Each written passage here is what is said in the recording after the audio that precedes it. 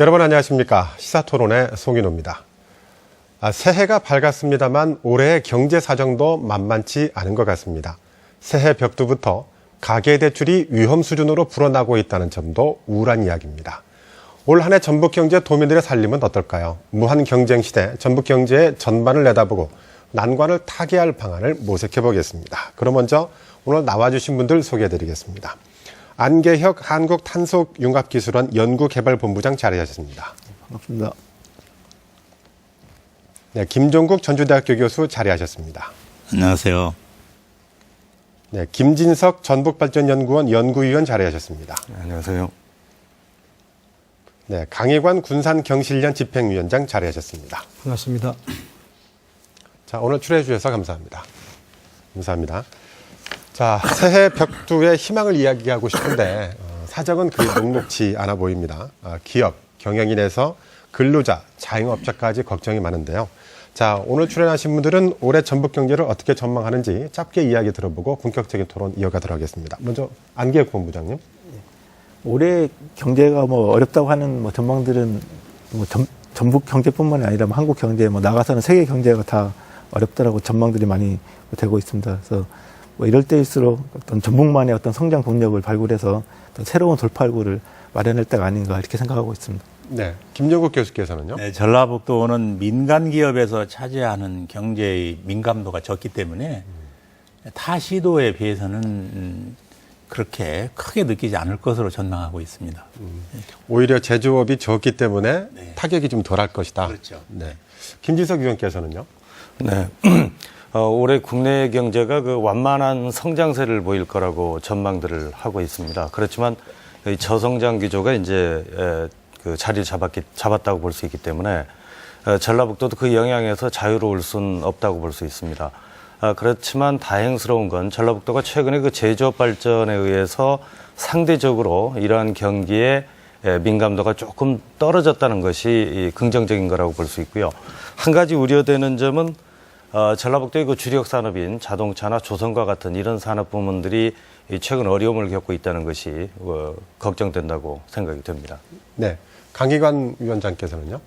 네, 지금 방금 앞에서 세 분 말씀하셨습니다만은 전라북도 경제가 2010년에 이렇게 저희는 밝다고 그렇게 생각은 않습니다. 특히 우리 군산 같은 경우에는 전라북도 경제 관문이고 또 항구도시이기 때문에 전라북도 경제 창출에 대해서 여파가 상당히 큽니다. 2015년도에 군산 경제가 특히 자동차, 철강 유료 지표를 상당히 저조에 이르기 때문에 어떤 2015년도 경제도 저희는 어렵다 그렇게 전망을 하고 있습니다. 네. 자, 최근 중소기업인들이 꼽은 올해 사자성어가 필사직생이에요. 어떻게 보면 전쟁터나 있을 만한 이야기인데, 자, 그만큼 죽기를 각오하고 경영에 임해야 살아남을 수 있다는 뜻인데, 역시 기업 경기가 그만큼 어렵다는 뜻이겠죠. 어떻습니까, 강 위원장님? 네, 지역 경제가 지금 상당히 어렵죠. 방금 이제 말씀하신 대로 요즘 중소기업 그런 필사직생이라는 각오로 이렇게 일을 하겠다는 것이 이제 맞습니다. 그런데 이제 저는 좀 다르게 봅니다. 왜 그러냐면 지금 지역 중소기업들이 사면초가에 몰려있고 풍전도가 같은 현상이 많이 벌어지고 있습니다. 군산 중공업단지 국가공단 들어가다 보면 밤새가 안녕하다는 얘기가 거기서 바로 느껴집니다. 그래서 지역의 중소기업, 특히 전라북도 중소기업들이 아마 이와 같은 현상에서 벗어나지 어렵지 않냐 이런 생각을 좀 들고 있습니다. 네, 김 교수께서는 어떻게 평가할 수 있겠습니까? 저는 이제 전라북도 기업을 얘기하기보다는 이제 약간 좀 세계 경제, 한국 경제를 좀 말씀을 드리면 2014년에도 우리나라 경제가 굉장히 어렵다고 많이들 얘기를 했는데 무역수지 흑자가 474억 불 가장 초유의 성장을 했고 1조 달러 클럽에 연 4년째 이렇게 가입을 해서 세계에서는 우리 한국 경제를 그렇게 비관적으로 보지 않았는데 언론이나 이런 많은 학자들은 오히려 어렵게 봤었습니다. 금년에는 이제 미국 경제가 회복이 되고 있고 중국도 약 7%의 성장을 하기 때문에 우리가 주로 수출 지역인 미국과 중국이 완만한 성장을 하고 지속적인 성장을 하기 때문에 그쪽에다 수출하고 있는 우리 한국이 괜찮고 다만 일본에는 이제 수출은 어렵습니다. 일본 엔저 현상 때문에 어렵고 중동이 또 석유 가격이 하락이 되어가지고 중동이 디폴트, 중동 경제 전체가 일본과 비슷한 우리나라의 경제 기여를 하는데 중동이 어려워서 우리나라는 이제 어느 한 지역이 좋다고 그래가지고 좋은 것이 아니라 전 세계적으로 수출을 하고 수입을 하고 살기 때문에 그 전체적으로는 그렇게 약간의 성장은 둔화되지만 갈 것이다. 그러나 이제 한국 경제의 구조적인 문제가 무엇이냐면은 가계 부채가 1252조예요. 그런데 그와 반면에 기업들은 사내 유보가 1100조가 됩니다. 그래서 가계 부채는 개인은 굉장히 이제 지금 시한폭탄을 가지고 있어요. 집 두 채 가진 사람들, 부동산 가진 사람들 시한폭탄인데 기업은 그런대로 세계적으로 경쟁력을 갖추었다 이렇게 볼 수 있고 소득이 양극화가 돼 있어서 소득이 많은 사람들은 이제 명품 우리 뭐 전주만 하더라도 뭐 아우디, BMW, 뭐 벤츠 이런 차들이 다 질비하게 다니지 않습니까? 그래서 또 이 사람들이 국내 상품을 이용하지 않고 명품을 이용해서 소득의 양극화.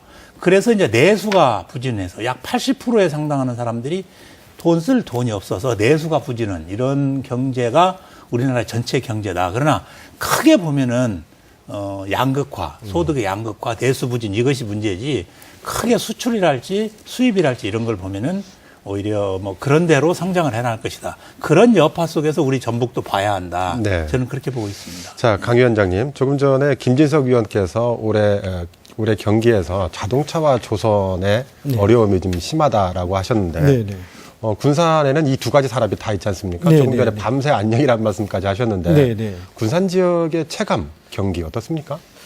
그걸 한마디로 말씀드리면 칼바람입니다, 지금. 지금 경제가 추운 겨울인데, 특히 군산 지역에 있는 중소기업들은 칼바람을 맞고는 그런 어떤 현상을 보고 있고요.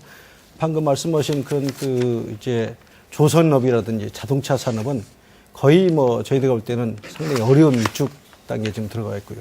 특히 최근에는 이제 보도 보면 철강 산업에 유류 산업까지 지금 상당히 어려움을 겪고 있다는 걸로 저희가 이렇게 되고 있어서 우리 전라북도 경제 수출입 관문인 군산 지역 경제를 보면 올해 전라북도 경제도 그렇게 낙관하기는 어렵지 않나 이렇게 생각을 하고 있습니다. 네. 자, 전북의 경제 이 문제는 뭐 하루아침의 문제도 아니죠. 전북의 경제적 취약점은 무엇이라고 생각하는지 또 어떻게 생각하시는지 토론자들의 이야기 또 이어보도록 하죠. 먼저 안기혁 본부장님 어떻습니까? 전라북도 뭐 취약점 제 생각에는 일단 너무 산업 규모 자체가 좀 영세하다라고 하는 게 이제 가장 큰 취약점이라고 생각이 되고요. 뭐 예를 들면 이 전라북도를 본사로 두고 있는 100대 기업이 전무하고요. 1000대 기업 중에서 뭐 한 1% 정도만 전북 내에 있습니다. 그래서 어떤 성장 동력을 이끌어 나갈 만한 어떤 대표적인 기업들이 없고 그래서 산업 규모가 너무 좀 영세하고요. 그동안 이 국내 경기를 이끌어가는 뭐 IT 산업이라든지 이런 첨단 산업 쪽의 어떤 제조 기반 자체가 사실은 좀 부족을 했고요. 그래서 어떤 고성장, 고부가치를 할 수 있는 뭐 그런 지식 기반의 어떤 첨단 제조업이라든지 이런 기반들이 좀 그동안 약했다라고 하는 게 이제 가장 큰 취약점이 아닌가 생각이 됩니다. 네. 자, 이런 지적들에 대해서 전북발전연구원도 많이 고민하고 계시죠. 김진석 위원께서는 또 무엇이 문제라고 생각하시나요? 네, 방금 말씀하신 문제를 집약을 한다면 산업 구조의 취약성 문제로 이렇게 얘기할 수 있을 것 같습니다. 그러니까 우리나라의 그 경제 발전 과정에서도 실물 경제인 그 제조업 부문이 성장하면서 그 제조업 부문을 중심으로 해서 서비스업 부문의 성장이 이루어지고 그러면서 전체적으로 이제 그 농업 중심 사회에서 제조업 중심의 그런 이 경제 산업 구조로 전환이 이루어졌습니다. 그리고 그 과정에서 이제 전라북도가 현재 최근에 그 산업 구조의 그 변화가 나타나고 있는데 이제 중화공업 중심으로 간다 이렇게 얘기를 하죠. 그러긴 하지만 그래서 최근에 그 중화업 중심 그러니까 이제 자동차 조선 중심으로 넘어가면서 전라북도 경제가 조금 살아났습니다. 지역 내 총생산 비중을 보게 되면 2000년대 그 후반 그러니까 2009년 10년 이때 오게 되면 전국 비중이 좀 증가합니다. 전라북도가 이제 3% 경제 이렇게 얘기하는데 2.9%대 수준까지 떨어졌다가 3.0%로 올라갔었습니다. 그게 이제 제조업 성장에 기반을 했던 거죠. 그래서 일시적으로 이렇게 성장하는 것처럼 보였는데, 근데 이제 문제가 되는 거는 전라북도에서 지금 성장하고 있는 이런 산업 부문들이 우리나라 전체적으로 보게 되면 성숙산업이라고 하는 겁니다. 이미 한 10여 년 전에 우리나라에서 주력 산업으로 자리를 잡았었고, 그게 지금까지 우리나라의 이제 경제를, 산업을 끌어가는 중요한 산업 부문이라고 하는 거죠. 그런데 이제 전라북도는 이제 그 부문이 성장을 하고 있다라고 하는 겁니다. 그리고 우리나라의 그 첨단 산업이라고 하는 부문들은 IT 산업으로 이렇게 이제 이미 이행이 되었고요. 그래서 전라북도가 우리나라의 그 산업 구조의 그 변환 과정 속에서 적응이 잘 되지 못했던 점.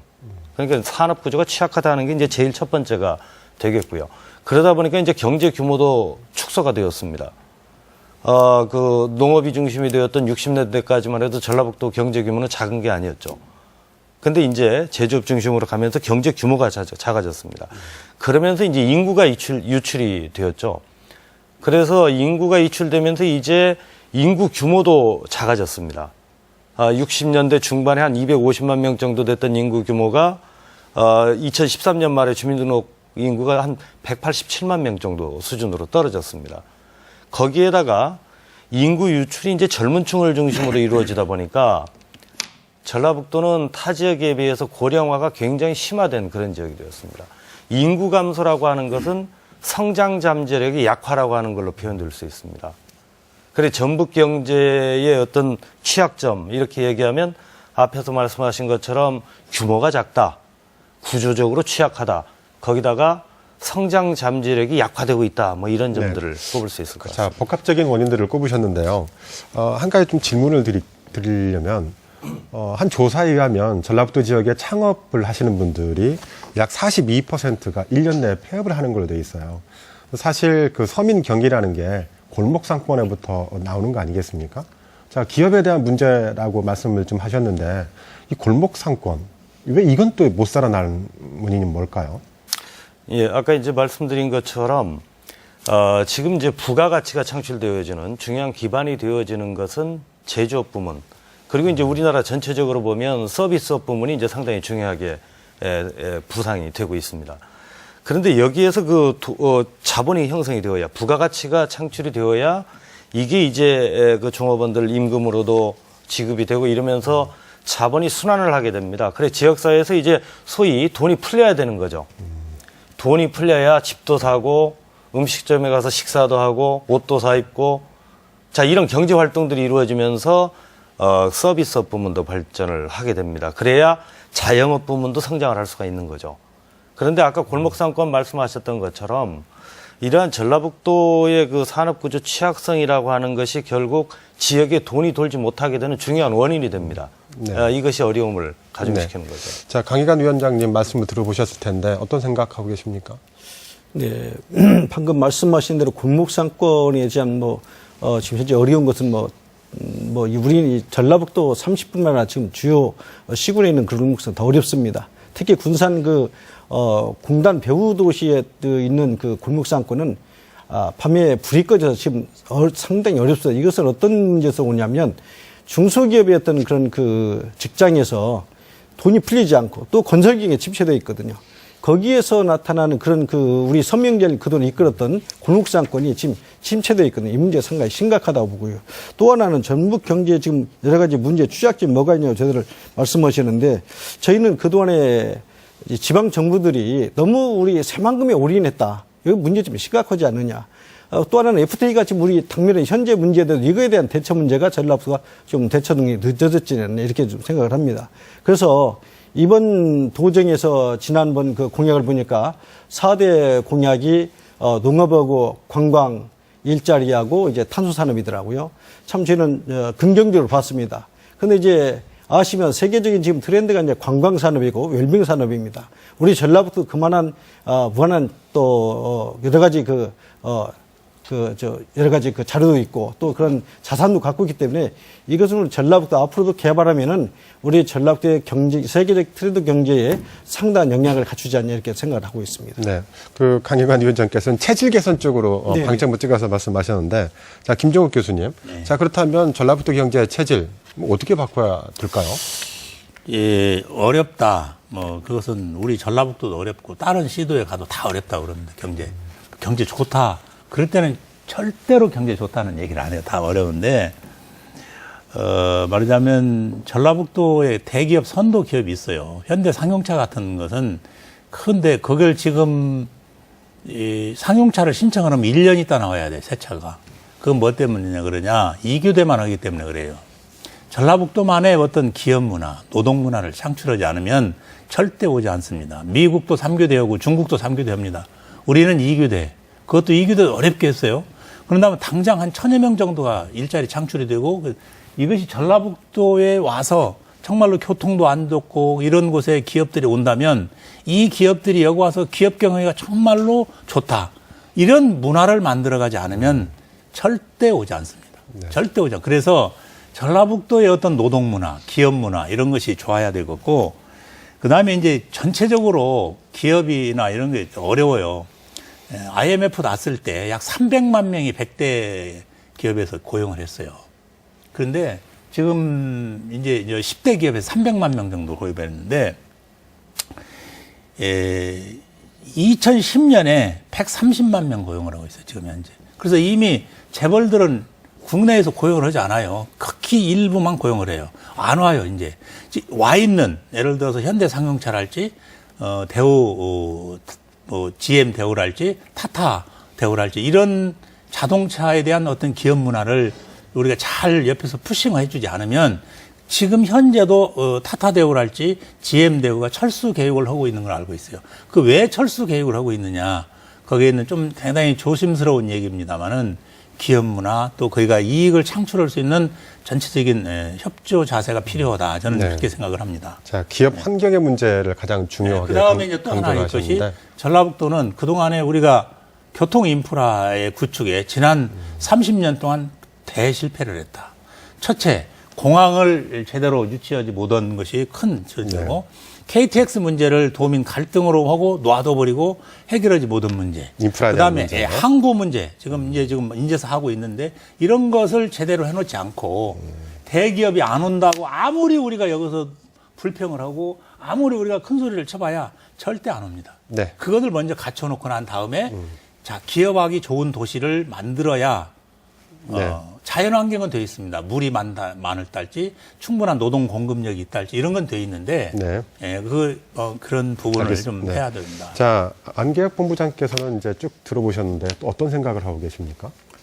또 뭐 체질 개선이라는 게 뭐 하루 아침에 뭐 되는 거는 아니겠지만요. 그 전라북도 이 경제의 또 취약점이라는 게 어떤 그 성장의 어떤 동력이라든가 이런 게 너무 이제 한정적이다. 어떤 관광이라든지 어떤 뭐 농업이라든지 뭐 자동차나 한바퀴 뭐 이런 정도의 어떤 그 성장 동력들을 갖고 있기 때문에 이런 성장 동력을 좀 다양화할 필요가 있고요. 그리고 기존에 갖고 있는 그런 산업들을 좀 고부가 가치 하는 자동차라든지 선박이라든지 이런 것들도 세계적인 어떤 경향이 경량화라든지 에너지 절약이라든지 이런 쪽으로 좀 그 패러다임이 바뀌고 있기 때문에 거기에 맞춰서 이 전라북도의 그런 제조업 기반들도 그런 쪽에 좀 보조를 맞춰서 고부가 가치 쪽으로 좀 옮겨가는 뭐 그런 노력들이 좀 필요할 것 같습니다.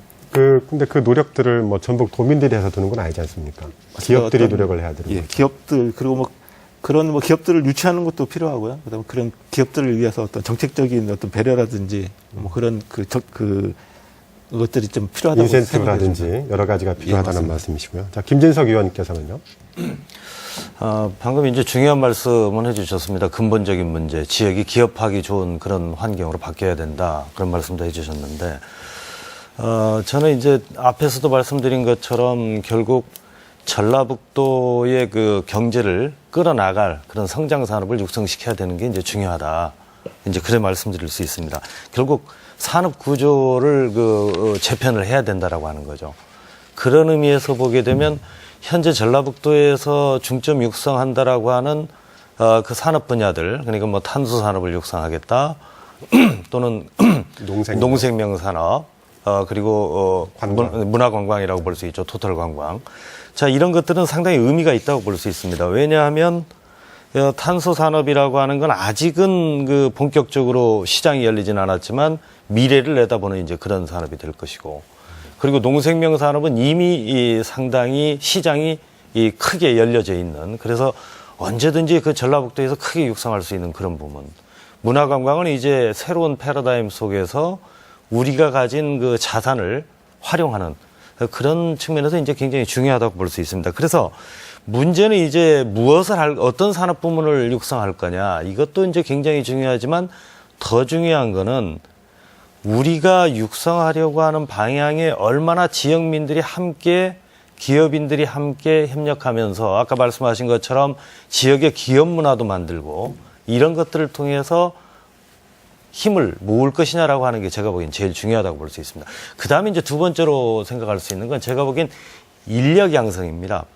전라북도가 가진 가장 중요한 자산은 제가 볼 때 교육 자산이라고 생각이 됩니다. 최근 뭐 여러 가지 논란이 있긴 있습니다만 어쨌든 이 전라북도의 교육 서비스 산업이라고 하는 건 다른 산업에 비해서 굉장히 강점을 가지고 있습니다. 우수한 인재들도 많이 있습니다. 그리고 앞으로 미래 사회는 지식 사회입니다. 창조 경제가 지금 강조되고 있습니다만 창조 경제 시대에 있어서 가장 중요한 건 바로 지식 자산입니다.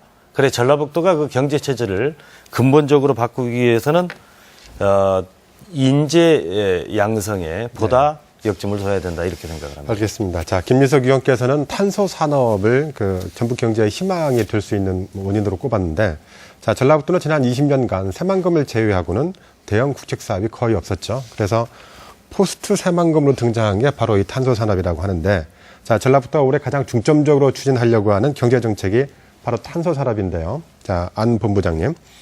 탄소밸리 구축 사업 1단계가 지난 2011년부터 시작돼서 내년에 마무리되죠. 자, 구체적인 청사진을 한번 소개를 해주실까요?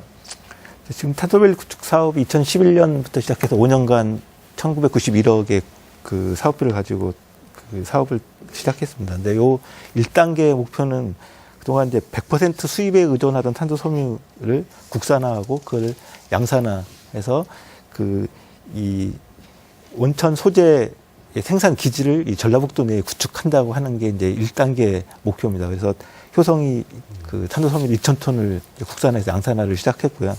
그리고 그 효성이 펜게 탄소 섬유를 양산을 시작하고 OCI는 그 석탄계 피치계 탄소 섬유를 또 군산에 50톤 정도 이제 파이로트 구매로 생산을 하고 있고요. 그러니까 GS 칼텍스 같은 경우는 이제 석유계 피치계 탄소 섬유를 또 생산을 합니다. 그래서 탄소 섬유에 관한 다양한 그 모든 탄소 섬유를 이제 전라북도 내에 1단계 사업을 통해서 이제 구축을 하게 되고요. 그래서 요게 이제 그 탄소 산업을 가기 위한 거의 그 기초 단계를 이제 마무리하는 단계라고 보시면 됩니다. 여기서 이제 원료가 생산이 됐기 때문에 이제 2단계 내후년부터는 그러니까 이 국산화된 탄소 섬유를 이용해서 수요를 확충하고 운영 분야를 확대하는, 그래서 탄소 섬유가 전 산업 분야에 응용될 수 있도록 하는 그런 것들이 이제 2단계 사업으로 이제 가야 되고요. 그래서 그런 그 온천 소재가 나오고 중간 이제 부품, 완제품까지 이 전라북도 내에서 어떤 가치 사슬이 연계가 되고, 그래서 어떤 산업 생태계가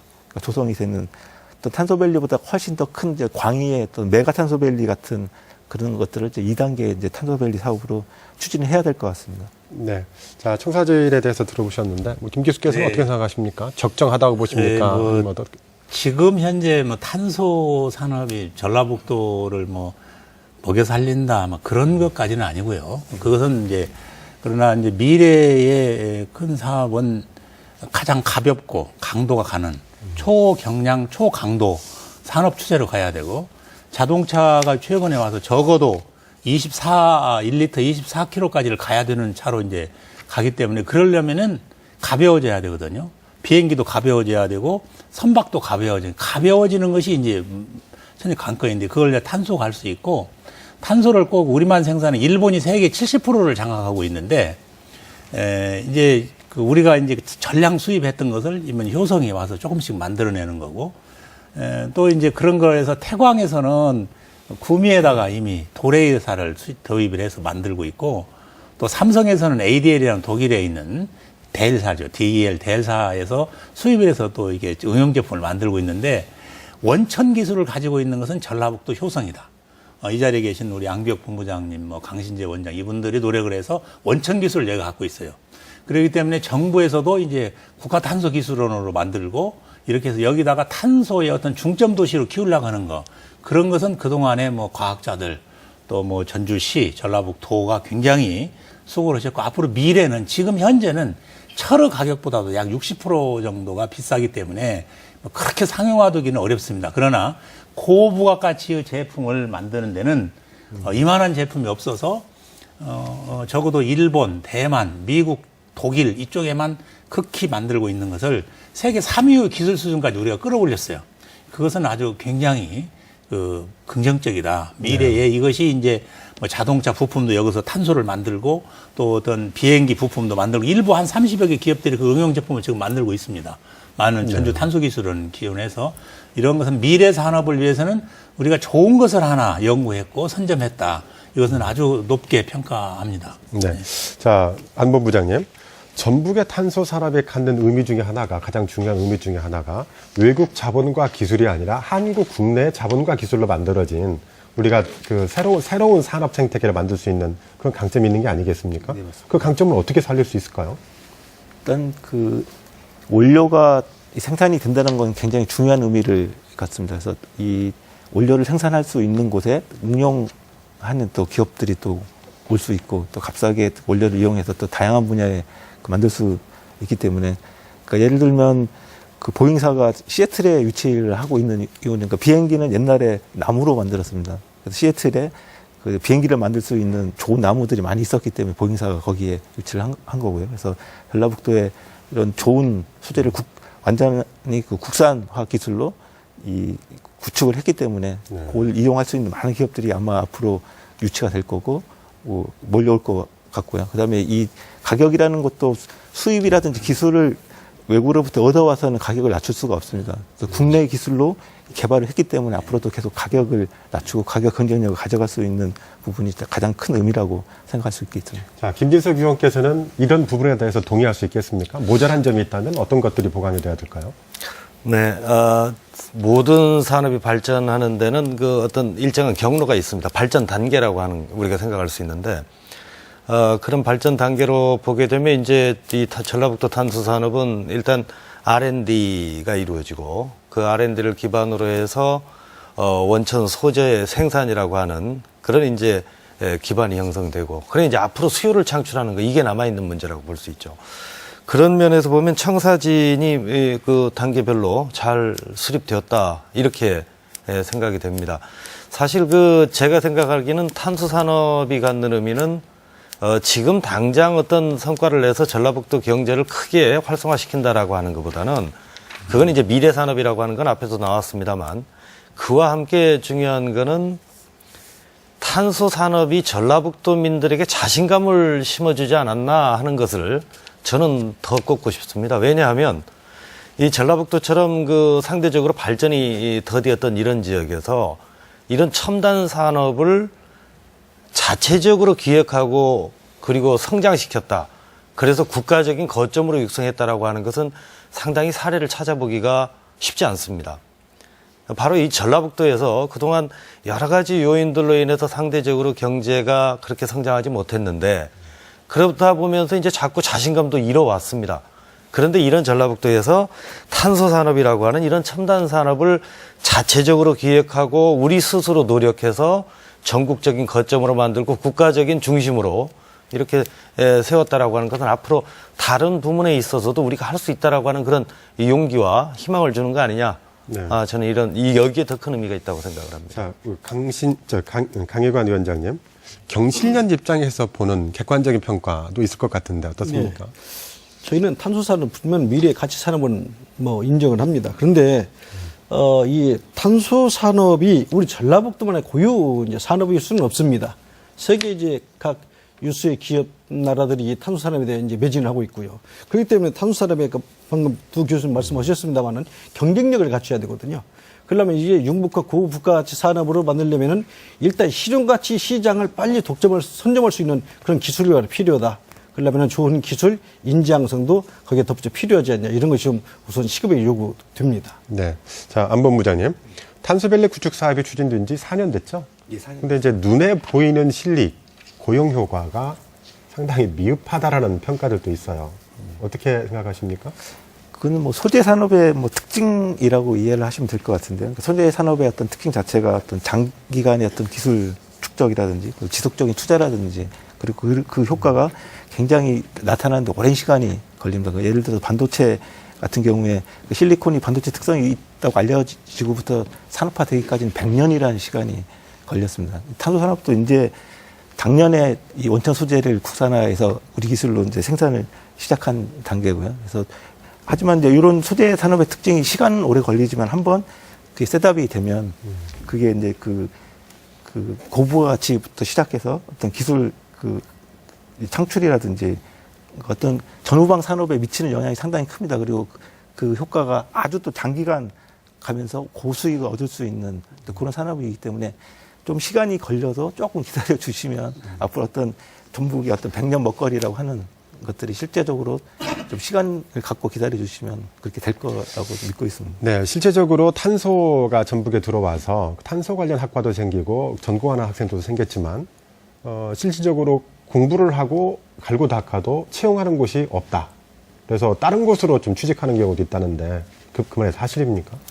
지금 아까 계속 말씀드린 대로 이제 소재가 이제 생산이 된 단계이고요. 이제 그것들을 이제 활용하는 기업들이 많이 늘어나야 일자리도 이제 창출이 되는 건데요. 그래서 뭐 기업 유치도 사실은 필요하고 기존에 있는 기업들 중에 기존의 어떤 철강이나 철판의 그런 부품들을 탄소 섬유로 이제 대체를 시작하는 이제 단계가 이제 시작이 됩니다. 그래서 그런 그 쪽에 일자리들이 조금씩 늘어나고 있기 때문에 그것들이 지금 당장 응용 분야가 갑자기 폭발적으로 이렇게 확대되지는 않기 때문에 어떤 가시적인 일자리 창출이라는 게 좀 더디게 보이는데요. 내년까지고요. 그러니까 내년 이후에는 2단계로 되면 그 탄소 소재를 가지고 만드는 공장들도 많이 들어오는 예정입니까? 일단은 기업 유치가 가장 큰 그 2단계 사업에서. 예, 어떤 가치 사슬이라는 게 일단 소재가 생산되고 중간 이제 부품, 완제품 이 어떤 가치 사슬이 네. 완성이 돼야 되는데 거기 필요한 어떤 기업들을 뭐 창업을 시키고 또 필요하면 또 기업도 유치하고 뭐 이렇게 해서 네. 일자리들을 좀 창출하는 게 좀 필요할 것 같습니다. 네, 자 김종욱 교수님, 탄소 산업이 정말로 전북의 100년 먹거리가 되려면 지금 풀어야 할 과제들은 무엇이라고 생각하십니까? 첫째는 이제 일본은 국가 탄소 기술원으로 승격을 시켜서요. 미국이나 독일이나 일본 모든 나라들도 원천 기술을 개발하는 데는 기업이 하지 않습니다. 다 정부에서 지원해줘요.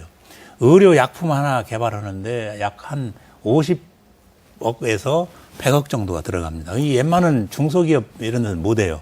그렇기 때문에 이런 원천 기술 연구원을 가지고 전라북도가 있는 것은 최고의 좋은 거고요. 그래서 이것을 국가기술원으로 만들어서 더 안정적으로 사람을 고용하고 더 많은 예산을 투입을 하면 더 좋은 원천 기술을 개발을 하고 지금도 아마 공개하지 않은 원천 기술이 좀 있는 걸로 저는 알고 있어요. 좀 오히려 그것을 응용할 수 있는 회사를 찾고 지금 그러고 있는데 이걸 한다면은 하고 두 번째는 이제 뭘 해야 되냐. 원천 기술을 개발하고 두 번째는 응용 제품 기술을 많이 만들어야 돼요. 응용 제품 기술이 좀 쉽게 이야기하면 골프채는 이게 지금 일부 익산에서는 그 골프채를 가지고 탄소 섬유를 이용을 해서 만드는 회사가 있어요. 근데 비거리가 보통 그래 한 30% 이상 더 나가거든요. 그런데 이게 유명 제품의 그 제게 아니에요. 그래서 안 팔리고 있는 거예요. 그래서 그러나 실은 프로 지망생들은 그걸 갖다 쓰고 있어요. 좀 이런 일들이 이제 입소문이 나다 보면 이제 팔릴 거고, 예를 들어서 테니스 라켓을 이것으로 한다면은 더 훨씬 강도가 좋아진다랄지 여러 가지요. 수만 개요. 이런 게 비행기의 날개 같은 것도 강도는 좋지만 가볍고 이런 것들에서 한다면은 아까 말씀하신 이제 원래 소재 산업이 기간이 오래 걸리고 이것이 뭐 새만금처럼 이게 오래 걸릴 수도 있어요. 그러나 그것보다는 좀 더 빠르게 적어도 한 10년 정도만 국가 기술원으로 승격이 되어서 계속적으로 투자를 한다면 여기에 와 있는 많은 기업들이 상당수의 응용 제품인 기업들, 그다음에 중국에는 오히려 이 탄소 섬유를 이용을 해가지고 응용 제품을 만드는데 일본 도레이 것보다 우리나라 것이 성능이 좋다고 이미 판단이 나서 많은 수요가 있을 걸로 해서 상당히 성공한 전주 탄소기술원이고 효성 그 텐선 섬유라고 저는 이렇게 지금 평가하고 있습니다. 네. 김진석 위원께서는 어떤 점들을 꼽을 수 있겠습니까? 네, 현재 단계에서 이제 중요한 거는 응용 제품 생산 기술을 빨리 이제 개발하는 게 되겠죠. 그리고 두 번째로 생각할 수 있는 건 기업을 유치하기 위한 기반을 조성하는 거라고 볼 수 있습니다. 그러니까 지금 그 추진하고 있습니다만 시험평가원이랄지 제품 시험평가원의 이제 설립이랄지 또는 기업들이 들어올 수 있는 그리고 기업들을 집적화시킬 수 있는 그러한 산업단지의 조성이랄지 그리고 기업들의 이제 경영이나 여러 가지 지원을 할 수 있는 그러한 그 소프트웨어적인 사업들 이런 것들이 우선 이제 단기적으로 추진이 돼야 될 걸로 봅니다. 그리고 이제 보다 장기적인 측면에서 생각하게 되면 역시 그 국가연구원으로 이렇게 전환을 시키면서 아직 우리 기술 수준이 탄소 섬유도 이제 다양한 종류가 있기 때문에 일부분에서 이제 우리가 기술을 확보했다는 거지 아직도 해야 될 부분이 굉장히 많이 있습니다. 따라서 보다 장기적으로는 전라북도의 그 탄소 기술 개발 경쟁력을 강화시켜주는 이런 노력들이 지속되어야 된다고 생각을 합니다. 네. 자, 다음 주제로 넘어가도록 하죠. 자, 이번 박근혜 정부의 키워드가 바로 창조 경제 아니겠습니까? 이명박 정부에서는 4대강이었고요. 자, 그런데 4대강 때는 전북을 금강을 포함시켜준다 해도 지금의 새정치연합에서 반대를 해서 아무런 혜택을 받지 못했어요. 자, 김 교수님. 네. 자, 그런데 자, 이번 정부에서도 우스갯소리로 이번 정부에서 예산을 따오려면 무조건 창조자를 붙여라. 라고 하는 이야기가 있어요. 그만큼 정부가 창조 경제를 강조하고 있다는 얘기인데 전북의 창조 경제 무엇을 어떻게 삼아야 되겠습니까?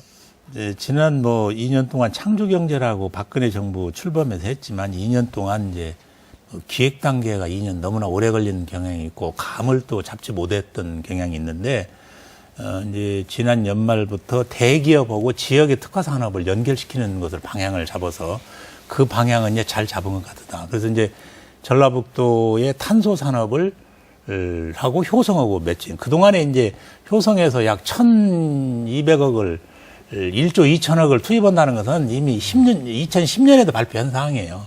근데 이번에도 똑같이 이제 그런 얘기를 했는데 이 창조 경제 전라북도에서 이것은 뭐냐면 지역에 있는 산업, 특화된 산업을 전국화시키고 세계화시키는 것이 창조 경제의 흐름이라고 저는 파악을 하고 있습니다. 예를 들어서 탄소를 특화시켜서 전국적으로 사용하게 만들고 세계화를 하라. 두 번째 이제 한옥마을, 관광을 한옥마을 이것이 이제 전국화가 됐잖아요. 이걸 다 살려서 이것을 우리 전라북도 전 지역에 확산되도록 만들고 그 다음에 이것이 이제 세계화되고 이 훈짐이 전주, 군산, 익산, 부안, 정읍 이런 데로 이렇게 무주 지난 장수 이렇게 확산되는 거고.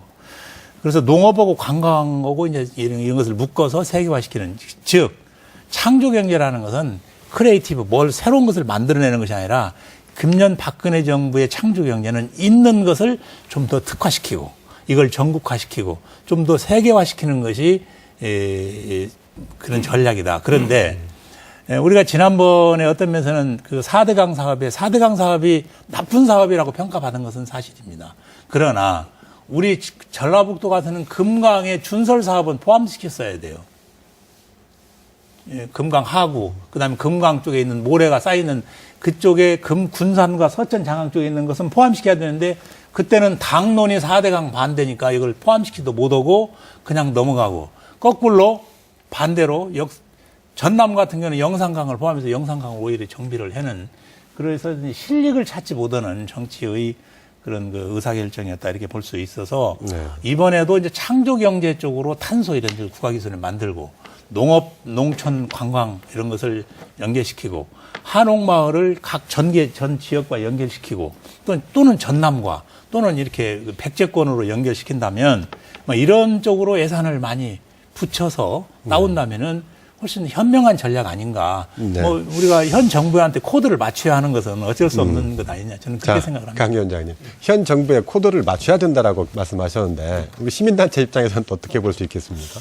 네, 지금 박근혜 정부 들어와서 이제 그 창조 경제론이 상당히 지금 많이 대두되고 있고요.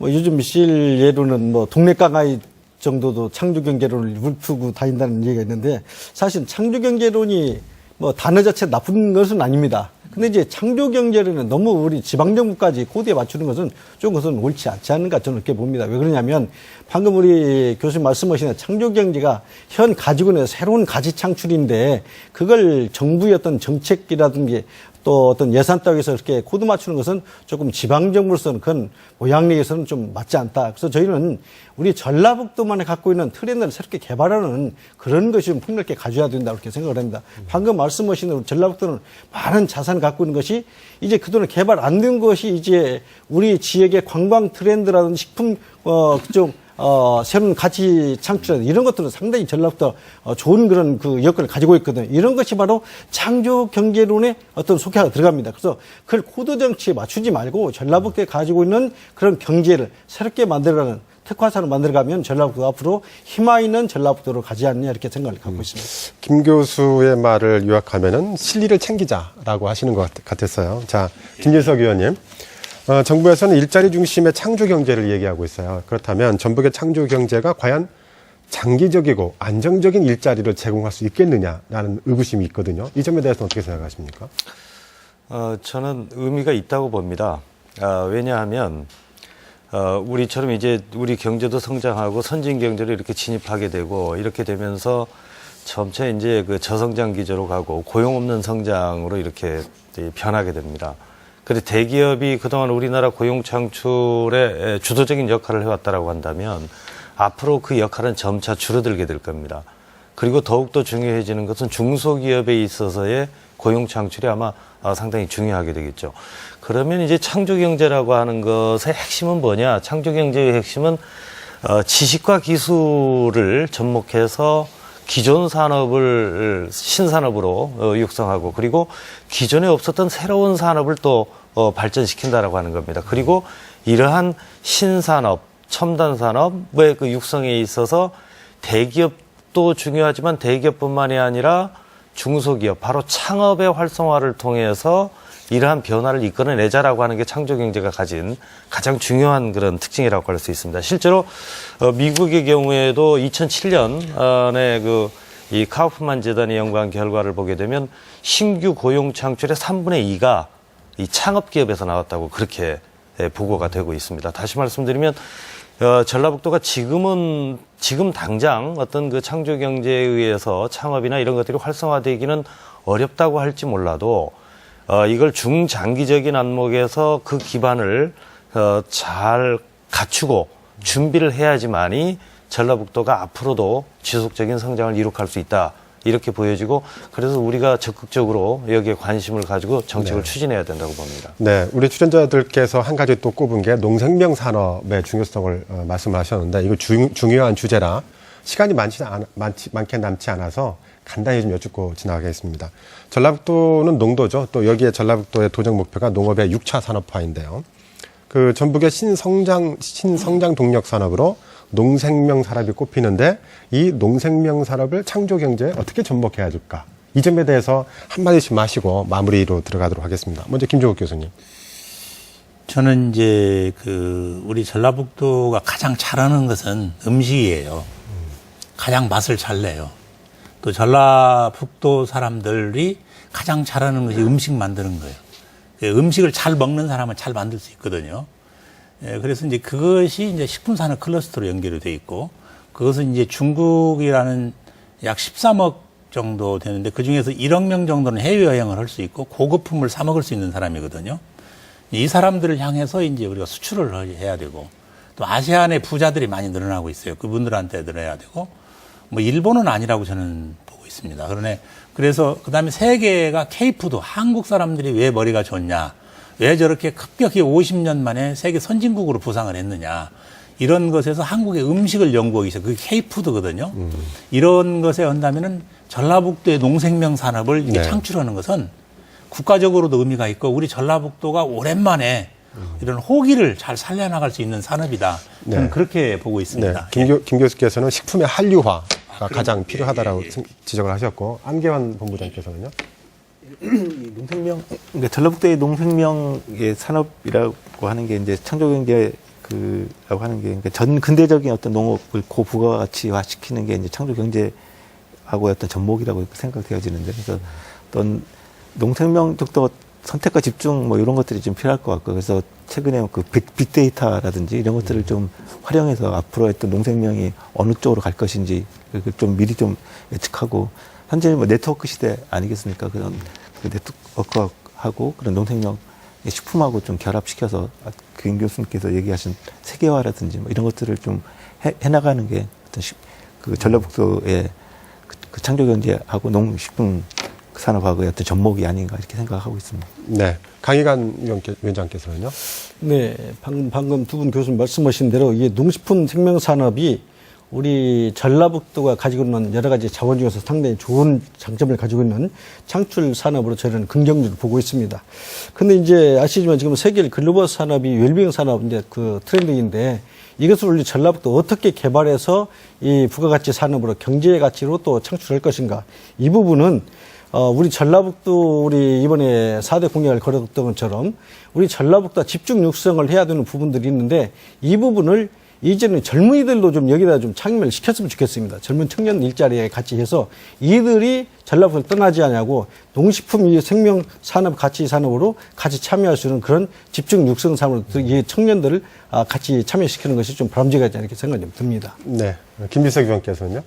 예, 결국 창조경제의 핵심은 아이디어와 지식이다 이렇게 본다면요. 전라북도는 농생명 산업 부문에 있어서의 이 지식을 많이 축적하고 있다고 볼 수 있습니다. 아시다시피 이 농촌진흥청의 그 연구기관들 그리고 그 연구기관들을 제외하더라도 이 전라북도가 농생명 산업 부문의 연구개발 기반은 상대적으로 다른 지역에 비해서 강했던 그런 지역입니다. 그래서 이런 점들을 생각한다면 이제 전라북도의 그 다양한 농생명 분야에 있어서의 아이디어들을 어떻게 하면 이들 지식과 결합을 시켜서 고부가 가치의 그런 산업으로 전환시키느냐 여기에 초점을 맞춰서 살펴봐야 될 걸로 생각을 합니다. 네. 자, 어느덧 토론이 마쳐야 할 시간이 돼서요. 마지막으로 이 말은 꼭 해야 되겠다라는 말씀을 좀 짧게 듣고 토론 마치도록 하겠습니다. 안기혁 본부장님. 예, 저는 뭐 탄소 그 소재 산업 쪽에 종사를 하고 있기 때문에 그 부분에 대해서만 뭐 짧게 말씀드리도록 하겠습니다.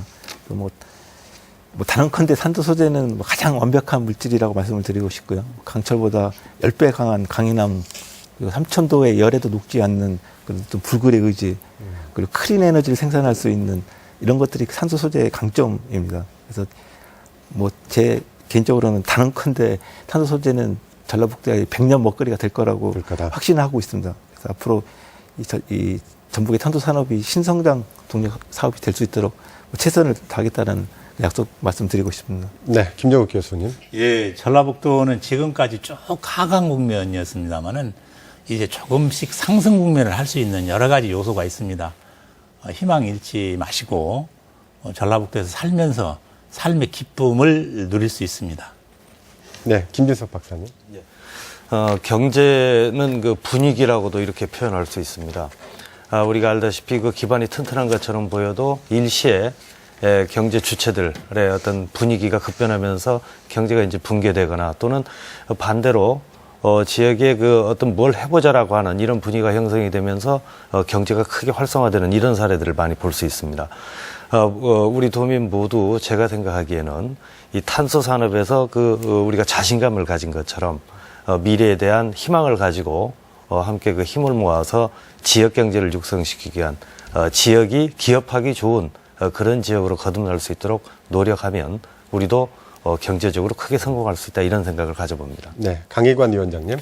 네, 저는 이제 마지막 말씀드리고 싶은 것은 지금 새만금의 한중 경협단지 조성 개발에서 상당히 기대를 갖고 있었습니다. 근데 최근에 언론 보도에 보면 새만금 개발청에서 첫 번째 중국 기업 투자 유치한 그런 그 사례가 우리 지자체하고 불협합이 있어서 상당히 우려를 하고 있습니다.